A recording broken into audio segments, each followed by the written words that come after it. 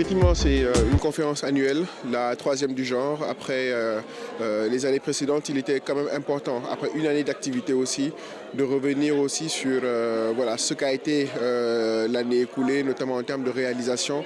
D'abord aux côtés de l'OQSF, mais aussi avec l'ensemble des associations des consommateurs. Il est important de rappeler qu'avec ces organes, nous avons eu à nouer un partenariat extrêmement important à la même période durant cette année, durant l'année dernière, excusez-moi. Et ce partenariat-là nous a conduit à sillonner un certain nombre de villes à l'intérieur du pays pour justement sensibiliser non seulement les utilisateurs, mais veiller justement à ce qu'ils puissent suffisamment être informés des risques liés à l'usage du porte-monnaie électronique. C'était aussi l'occasion de réunir un certain nombre d'acteurs avec qui nous travaillons, notamment nos partenaires de l'écosystème du transport. Nous avons eu le plaisir de recevoir les directeurs généraux de la SENTER, de Dakar Mobilité et aussi le président du conseil d'administration de Dakar Mobilité.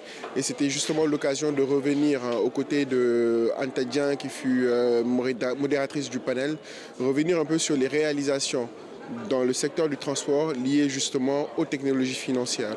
Ça passe par le développement du e-ticketing que nous avons eu à déployer il y a quelques mois au niveau des bus BRT, que nous sommes sur le point de déployer au niveau du TER, et aussi des solutions de paiement que nous proposons à notre partenaire historique, notamment Dakar Demdik. Alors ce qui ressort aujourd'hui, c'est que la technologie à elle toute seule ne peut pas tout faire. Il est important aujourd'hui d'associer justement la mise à disposition de moyens technologiques dans le cadre de la gestion de l'information financière ou dans la gestion des transactions financières à énormément de sensibilisation, parce que très souvent, malheureusement, le facteur humain est le maillon faible du dispositif de sécurité. On se rend compte qu'en face, nous avons beaucoup d'arnaqueurs, mais aussi d'acteurs d'actes malveillants qui aujourd'hui développent des subterfuges, mais aussi des moyens de plus en plus sophistiqués pour justement porter préjudice à la population. Donc pour nous, il est essentiel, au-delà des processus que nous avons eu à mettre en interne, au-delà des produits que nous sécurisons à notre niveau, de veiller à ce que l'utilisateur final soit extrêmement sensible aux risques liés à l'usage du porte-monnaie électronique, mais aussi qu'il puisse déjouer toute tentative ou toute velléité visant à le dépouiller de ses fonds.